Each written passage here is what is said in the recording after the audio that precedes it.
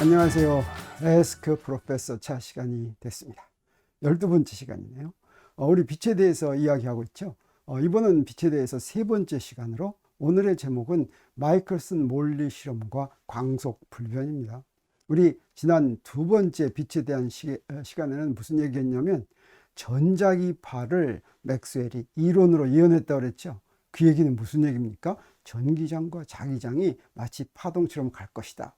그리고 또 더 놀라웠던 것은 그 파동 방정식에 보면 그 파동의 속도가 나오는데 그 속도가 빛의 속도와 같았다라고 하는 것입니다. 그것이 1965년에 이론적으로 예언이 되었는데 실제로 그런 전자기파를 실험으로 만드는 데까지는 시간이 오래 걸렸습니다. 누가 했냐면 한 20년 지나서 한리 헤르츠라고 하는 사람이 실제로 실험으로 성공했습니다. 이 헤르츠가 우리가 주파수, 진동수 단위할 때 쓰는 그 헤르츠 맞습니다. 근데 이 헤르츠가 좀 일찍 죽어서 특히 기념하기 위해서 그 사람의 이름을 단위를 붙여 주었습니다. 그래서 이제 어떻게 되냐면 빛은 확실히 전자기파구나 하는 것을 알게 되었고, 그 다음에 19세기의 과학자들은 무엇을 당연하다고 생각했냐면 빛이 파동이라면, 파동이 분명하다면, 그리고 그 빛은 온 우주에 퍼져 있으니까 그 빛의 매질이 온 우주에 있을 것이다. 그런데 그건 쉽게 눈에 보이지 않죠. 그래서 아마 그것은 잘 측정되지 않는 그런 특별한 성질을 가지고 있을 것이다. 틀림없이 있을 때는 이름을 붙이니까 그 빛의 매질에 에테르라고 하는 이름까지 붙여 주었습니다. 그리고 많은 사람들이 실제로 그 에테르를 어떻게 하면 있는 것을 확인할 수 있을까, 그 존재를 측정할 수 있을까 하고 실험을 많이 했는데 항상 확인할 수가 없었습니다. 그러다가 마지막에 1887년에 마이클슨이라는 사람이, 마이클슨과 몰리가 두 사람이 실험을 했는데, 당시에 이 실험이야말로 정말 정밀한 실험의 극치이기 때문에 이 실험으로는 에테르가 확인될 것이다, 에테르가 측정이 될 것이라고 굳게 믿었습니다. 그런데 놀랍게도 실험 결과 에테르가 있지 않다라고 하는 결론이 나왔어요. 오늘 그 이야기를 하려고 합니다. 그래서 마이클슨은 무엇으로 유명하냐면 실패한 실험으로 유명합니다. 에테르를 측정하려고 시도를 했는데 성공하지 못했다라고 하는 것이죠. 마이클슨은 어떤 사람이냐면 이 2살 때 부모와 함께 독일에서 미국으로 이민 온 사람인데 1907년에 최초로 미국 사람으로서 노벨상을 받게 해준 그런 사람입니다. 그래서 미국에서 굉장히 유명하겠죠. 미국의 해군사관학교를 졸업했습니다. 그리고 이제 시카고 대학 교수도 역임하면서 그 마이클슨 간섭계라고 하는 것을 발견해 가지고 그것을 이용해서 몰리라고 하는 화학자와 함께 같이 드디어 에테르 바람을 측정하는 그런 실험을 하고, 그 실험이 실패하고 나서 에테르를 관찰하지 못하고 나서 그 다음에 이제 정밀 광속 측정에 이런 데 기여를 한 사람이라고 하는 것이죠. 그러면 마이클슨 간섭계가 무엇인지 먼저 소개를 하겠습니다. 간섭계란 빛이 간섭하는 것을 관찰하는 것인데, 간섭은 파동의 중요한 성질이라고 그랬죠. 그래서 어떤 현상이 간섭을 나타내면 그건 파동임에 분명합니다. 그런데 빛이 오랫동안 뉴턴 이후 근 100년 동안 파동인지 몰랐던 것은 그런 간섭 현상을 관찰하기가 쉽지 않았기 때문이죠. 빛이 두 개가 모여서 간섭무늬를 만들면 간섭한다고 하는데, 그게 아무 빛이나 두 개 모인다고 간섭하는 게 아니죠. 그래서 여기 전등 두 개를 켜놓으면 그게 더 밝아지지 간섭하지 않죠. 또 무대에서 스포트라이트를 두 개를 비추면 거기서 간섭이 일어나지 않고 그냥 더 밝아질 뿐이죠. 이런 건 이제 간섭이 아닙니다. 간섭을 하려면 간섭할 수 있는 조건, 두 빛의 조건이 있어야지 되고, 그런 빛을 뭐라고 그러냐면 간섭성 빛이라고 합니다. 그래서 1803년에 이중 슬릿 실험으로 토마스 영이 간섭 실험 성공한 것도 그런 간섭성 빛을 이용했기 때문이죠. 그러니까 어떻게 만들면 간섭성 빛을 가장 잘 만들 수가 있냐면 빛 하나를 둘로 나눕니다. 그래서 그 빛이 다시 만나게 하면, 그러면 그것이 간섭성 빛인데, 바로 마이클슨 간섭계는 그 두 개를 어떻게 나눴냐면 이렇게 씁니다. 광원에서 빛이 오면 여기에 거울이 있는데 반투명 거울입니다. 절반은 반사하고 절반은 투과예요. 그래서 똑같은 빛이 둘로 갈라졌죠. 그리고 똑같은 거리를 지나간 다음에 거기에 거울이 있습니다. 그 거울에서 다시 반사돼서 오면 다시 만나죠. 간섭성 빛이 두 개가 다시 만나는 게 되죠. 그럼 여기서 다시 이렇게 반사를 해가지고 검출기를 보고서 거기에 간섭무늬가 보이면 또는 안 보이면 무엇이라고 결론을 내릴 수 있는 거, 이게 바로 마이클슨 간섭계라고 할 수가 있습니다. 이 간섭무늬를 보고서 이제 결과를 판단하는 것이죠. 자, 그러면 이 에테르 바람은 어떻게 측정하려고 했느냐? 유명한 속도 덧셈 법칙을 이제 이용했습니다. 우리 속도 덧셈 법칙은 차 교수와 문제풀이 9번째 강의에서 소개를 했었죠. 그래서 속도 덧셈 법칙에 대해서 이해가 잘 안 되면 거기를 가서 참고하기 바랍니다. 속도 덧셈 법칙이란 뭐였습니까? VAB는 VAC 더하기 VCB였고 여기 가운데 C는 아무거나 이렇게 집어넣을 수 있는 거라고 그랬죠. 그리고 속도는 반드시 이렇게 누가 본 누구의 속도라고 얘기해야지 되고, 그래서 VAB란 무슨 얘기라고 했습니까? B가 본 A의 속도라고 했습니다. 그래서 이건 B가 본 A의 속도인데, 이게 또 어떤 특징이 있냐면 두 개를 바꿔놓으면 앞에 마이너스가 붙어야 됩니다. 이게 무슨 이야기입니까? 크기는 같고 방향은 반대다라고 하는 것이죠. 내가 너를 본 거하고 내가 나를 본 거하고는 크기는 같지만 그 속도가 이제 방향이 반대다라고 하는 뜻이죠. 자, 그러면 에테르 바람은 어떻게 확인을 했냐면, 강물에 물이 흐를 때 그때 배가 있으면 배가 왔다 갔다 하는 걸 측정해 가지고 그 강물의 흐르기 빠르기, 강물이 흐르고 있는지 흐르지 않는지를 확인하는 것과 똑같은 원리를 이용한 것입니다. 그래서 이해하기 쉬운 강물을 먼저 여러분한테 소개하겠어요. 여기 이렇게 강이 있는데 강이 오른쪽으로 흐른다고 하겠습니다. 그래서 여기에 L이라는 거리만큼 배가 갑니다. 그래서 배가 갔다가 다시 올라오겠어요. 그래서 지상에서 볼 때, 지면에서 볼 때, 땅 위에서 볼 때 똑같은 데서 출발해서 L만큼 갔다가 다시 원래 자리까지 돌아오는 것입니다. 그때 걸린 시간을 이제 측정을 하겠어요. 자, 그것을 갖다 그 속도가 좀 복잡하니까 그 계산 잘 하기 위해서 우리 아까처럼 이름을 붙이겠어요. 지면을 A라고 그러고 강물을 B라고 그러고 배를 C라고 하겠습니다. 그러면 강물의 속력, 강이 지금 흐르고 있습니다. 무엇에 대해서 흐르고 있어요? 지면에서 흐르고 있는 속력을 V라고 하고, 그 다음에 배의 동력, 어떻게 가든지 배는 지금 V0로 갈 수 있다고 하면 강물이 내려가는 경우 어떻게 쓸 수가 있냐면, 내려가는 방향을 플러스 방향으로 정하면, 우리 이거 속도는 벡터니까 플러스 방향을 먼저 정하는 게 좋죠. 내려가는 방향을 정하면 우리 무엇을 구해야 되냐면, 지면에서 본 뭡니까? 보트의 강물의 속력을 이제 먼저 하면, 자, V라고 하는 것은 강물이니까 지면에서 본 강물의 속력이겠죠. 그래서 저 강물의 속력은 VBA가 되겠습니다. 그리고 동력은 뭐가 되냐면 VCB가 되겠죠. 강물에 대한 배의 속력입니다. 자, 그러면 이제 시간을 계산하기 위해서 지면에 대한 배의 시간을 배의 속도를 구하려면 속도 덧셈 법칙으로 VCB 더하기 VBA 그러면 되겠어요. 그래서 그대로 대입하면 V0 더하기 V가 됩니다. 그래서 지면에서 본 배의 속도는 이렇게 되니까, 자, L만큼 가는데 걸리는 시간은 뭐가 되겠습니까? 네, L을 저 속도로 그냥 나누면 되겠죠. 그래서 내려가는데 걸리는 시간은 V0 더하기 V분의 L이다라고 하는 것을 알 수가 있습니다. 그러면 올라오면서 하는 경우는 어떨까? 이때는 어떤 쪽을 플러스로 정하는 게 좋냐면, 올라오는 방향을 플러스로 정하면 좋습니다. 그러면 어떻게 됩니까? 강물은 오른쪽으로 흐르고 있으니까 왼쪽을 플러스 방향으로 정하면 VBA는 마이너스 V가 되겠죠.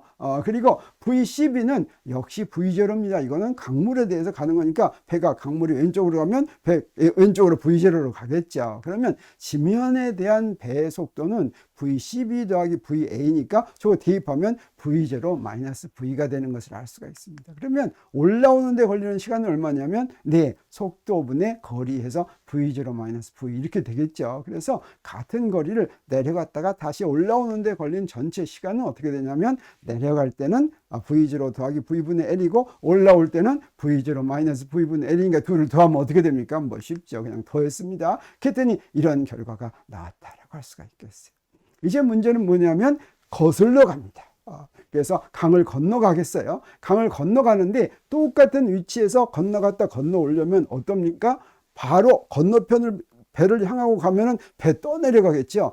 떠내려가지 않게 하려면 어떻게 하냐면 비스듬하게 올라가야 되겠죠. 그래서 강 폭이 L이라고 한다면 비스듬하게 이렇게 올라간 다음에 비스듬하게 내려가야 되겠습니다.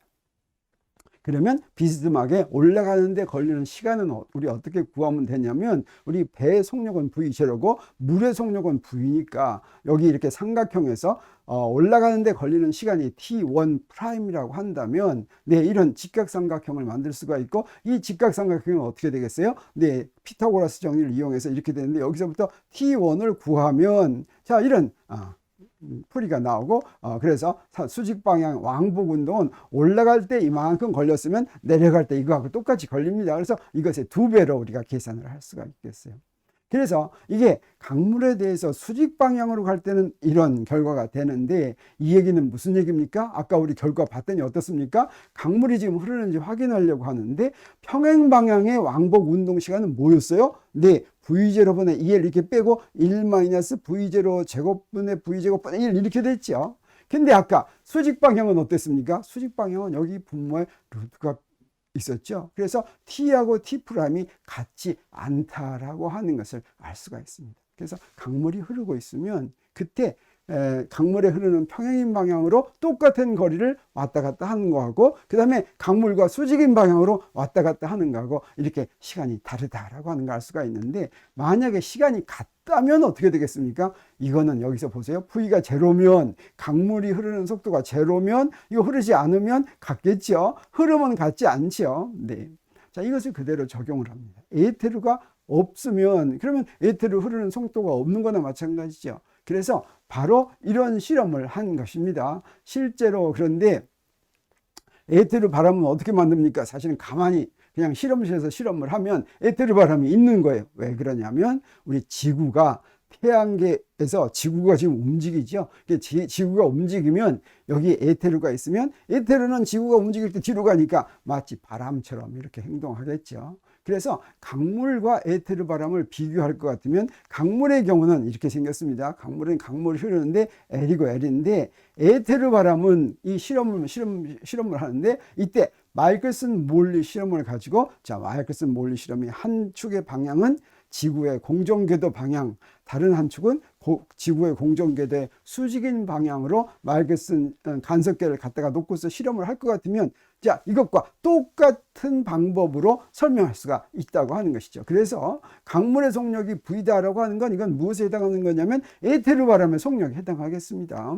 그 다음에 배의 동력이 V0다라고 하는 것은 이건 무엇과 같으냐면 이거는 광속과 같겠어요. 그래서 이 두 개를 비교하는데, 만약에 그 결과가 어떠냐에 따라서 에테르 바람이 속도가 0이냐 아니냐를 알게 되겠죠. 에테르 바람의 속도가 0이라고 하는 것은 에테르를 검출하지 못했다, 이런 의미가 되겠습니다. 에테르 바람을 측정하겠습니다. 자, 이렇게 에테르가 온다고 하면, 자, 이때 에테르의 바람 방향이 마이클슨 몰슨의 그 지구 방향과 같으면, 그때는 우리 강물에서 한 것과 마찬가지로 시간이 이렇게 되겠죠. 그리고 수직인 방향일 때는 강물에서 한 V0로 C로 바꾼 이거가 되겠어요. 그래서 결과 이제 여기서 무엇으로 판단을 하냐면 간섭무늬가 생기느냐 아니냐를 가지고 이 두 개가 같은지 아닌지를 우리 비교할 수가 있게 됩니다. 그 결과는 어땠냐면, 그 결과는 간섭무늬가 관찰이 안 되고 에테르 바람이 존재하지 않는다라고 하는 결과를 얻어서,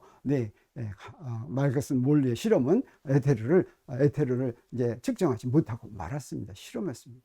근데 조금 이따 생각을 해보니까, 네, 그 무엇을 알게 됐냐면, 마이클슨 몰리 실험과 같은 정밀 실험의 경우에는 에테르가 관계없이 간섭무늬가 생겨야 된다라고 하는 것을 알았습니다. 그건 무엇과 연관이 돼 있냐면, 네, 마이클슨 몰리 실험 가지고 이것을 했는데, 자, 이제 이렇게 있을 때 여기에 지금 실험을 했어요. 자, 이렇게 갑니다. 근데 무슨 얘기냐면, 이게 지금 지구에서 관찰을 할 것 같으면 태양계에 고정된 기준계에 비해서 지구에서 있는 기준계는 서로 움직인다고 하는 것이죠. 그래서 두 기준계에서 같은 현상을 관찰하는 게 되는 것입니다. 그래서 지구의 공전속도 V가 있다면 이게 바로 B 기준계가 A 기준계에 대해서 바로 이 공전속도 V로 가고 있다, 이렇게 얘기할 수가 있겠어요. 그래서 지구 운동 방향으로 진행하는 빛의 왕복 운동 시간을 구하는데, 이것도 우리가 아까와 마찬가지로 속도 덧셈 법칙을 그대로 적용할 수가 있습니다. 그래서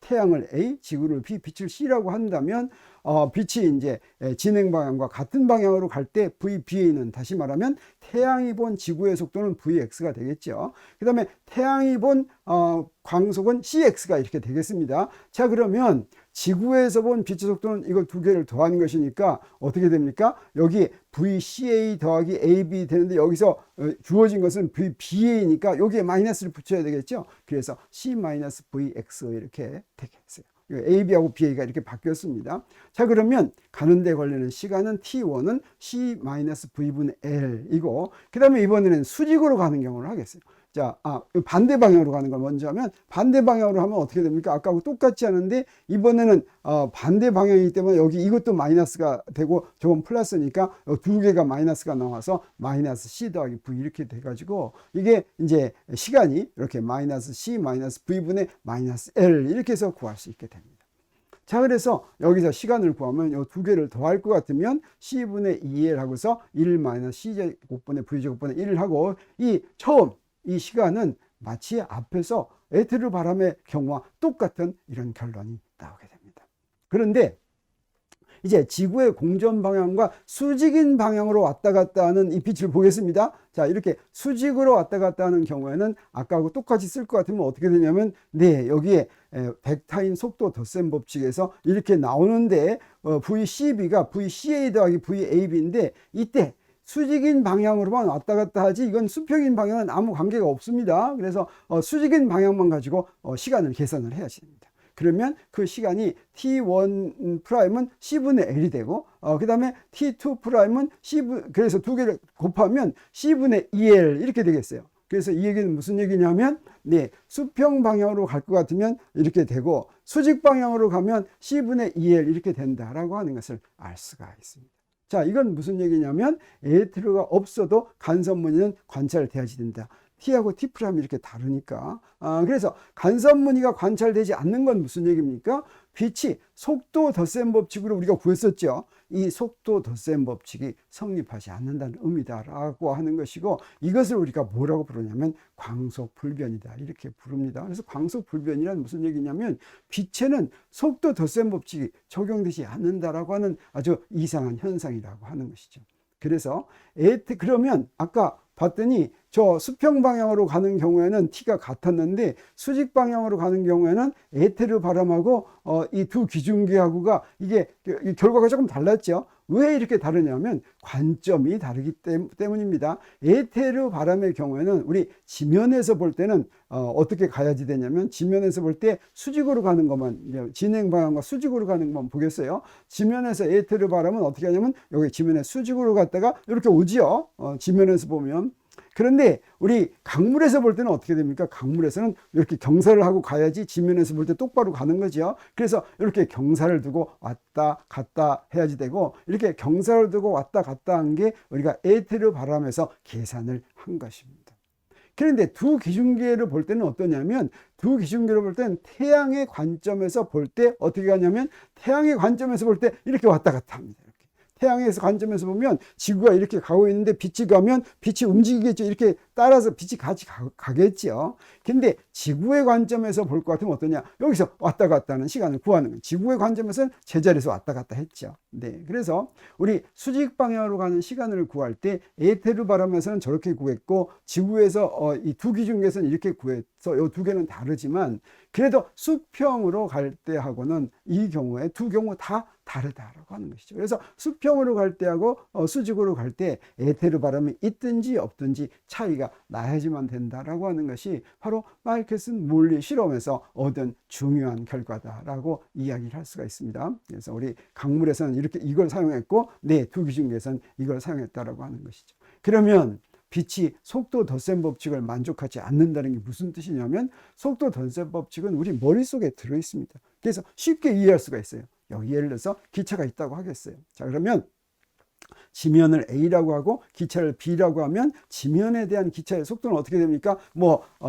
KTX에서 시속 300km 이렇게 하겠어요. 근데 여기 기차가 길게 되어 있어서 여기가 내가 막 뛴다고 하겠어요. 자, 이렇게 뛰는데 어떻게 뛰냐면 기차에 대해서 내가 뜁니다. 얼마로 뛰냐면 기차에 대해서 20km로 뛴다고 하겠어요. 그러면 만약에 지면에서 이 사람을 보면 속도가 얼마겠습니까? 우리 금방 알죠? 머릿속에 속도 덧셈 법칙이 들어있습니다. 얼마입니까? 320km죠. 이게 바로 무엇을 이용해서 나왔냐면 이 속도 덧셈 법칙을 이용해서 나왔어요. 여기다가 300 집어넣고 여기다가 20 집어넣어서 320 집어넣은 거죠. 그런데 이상하게 빛의 경우에는 이렇다고 하는 거예요. 만약에 이게 사실은 알고 봤더니 빛이기 때문에 그런 게 아닙니다. 빛이 이상한 성질을 갖고 있는 것이 아니라 속도가 그런 성질을 갖고 있는 거예요. 그래서 만약에 사람이 기차 위에서 광속으로 뛴다면 너무 빠르니까 뭐 안 된다 이런 말 하지 마세요. 예를 들어서 광속으로 뛸 수 있겠죠. 그러면 어떻습니까? 지면에 대한 기차의 속도는 아까하고 똑같고, 그 다음에 지면에 대한 사람의 속도는 뭐예요? C니까 우리 지면에 대한 사람의 속도는 어땠습니까? 우리 머릿속에 요거 그냥 두 개 더한 거였죠. 그래서 VCA는 300, 시속 300km에다가 C를 더한 거라고 이제 아는데, 그렇지가 않고 이게 아니고 뭐라는 거예요? 이 경우도 C다라고 하는 것입니다. 그러면 광속이 기차의 속도에 비해서 너무 빨라서 그냥 C처럼 보인다. 이게 아니라는 거예요. 이게 아니라 원래 이렇다는 것입니다. 그래서 기차의 속도가 2분의 C라고 하더라도, 그리고 여기서 C로 뛴다고 하더라도 지면에서 보면 그냥 C로 보인다고 하는 것입니다. 이게 바로 무슨 얘기예요?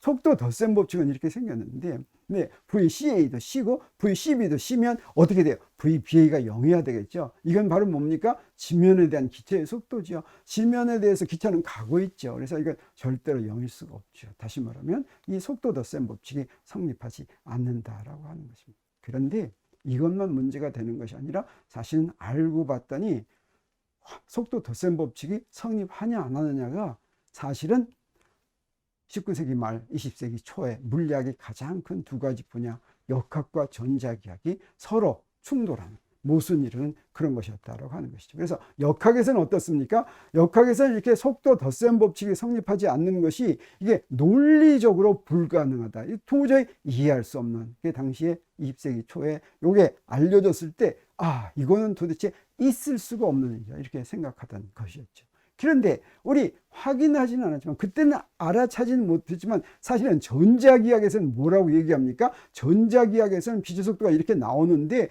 빛의 속도가 무엇으로 주어졌어요? 네, 빛의 속도가 진공의 성질로 주어졌고, 진공의 성질은 기중계에 따라서 바뀝니까? 안 바뀝니까? 물체의 운동은 A중계와 B중계가 서로 이동하고 있으면, 서로 상대적으로 움직이고 있으면 당연히 다르죠.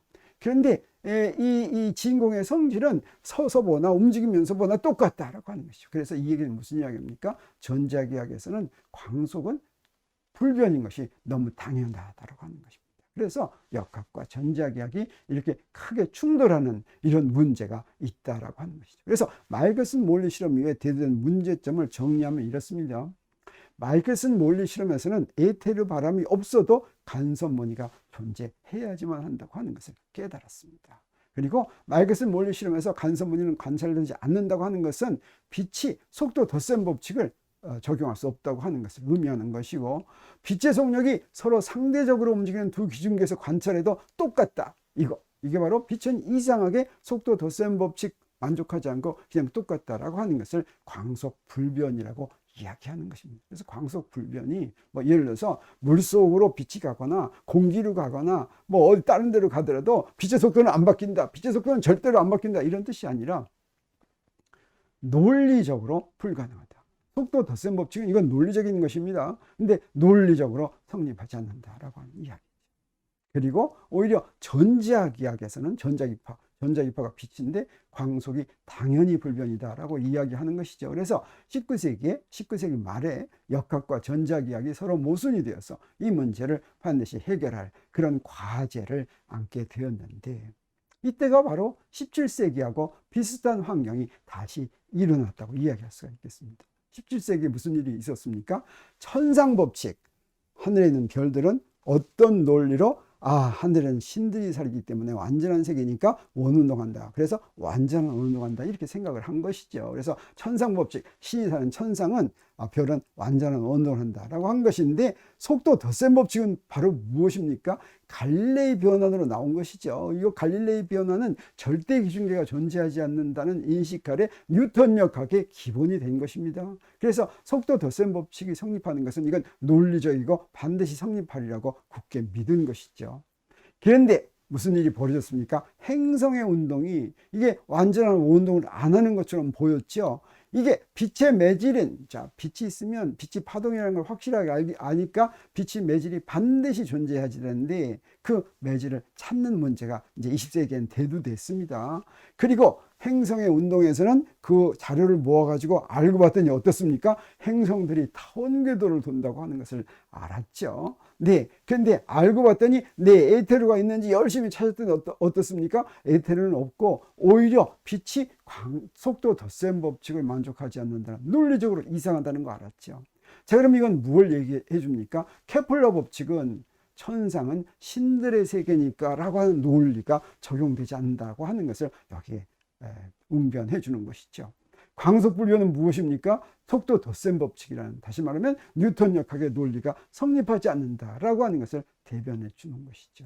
이것이 이제 해결이 되죠. 이것이 뉴턴에 의해서 해결이 됩니다. 뉴턴 역학이 나오면서 그 전의 논리 체계는 아니었고, 어떻습니까? 뉴턴의 운동 법칙이 새로운 기본 법칙이다라고 하는 것을 우리 알았습니다. 자, 광속불변 문제는 아인슈타인이 해결합니다. 여기서 특상대성 이론이 나오는데, 알고 봤더니 갈릴레이 변환이 근사식이더라 라고 해서 새로운 두 기준계 사이에 새로운 변환식이 나오는데, 그게 로렌츠 변환이고, 그것이 바로 특상대성 이론의 식인데, 이 특상대성 이론이 나옴으로써 모든 것들이 저절로 해결되는 그런 놀라운 것을 경험하게 됩니다. 마치 17세기에 뉴턴 역학이 나옴으로써 모든 자연상을 다 설명할 수 있었던 것처럼, 20세기에 특상대성 이론이 나오면서 사실은 문제인지 알지도 못했던 것까지 저절로 다 해결이 되는 것을 경험하게 되지요.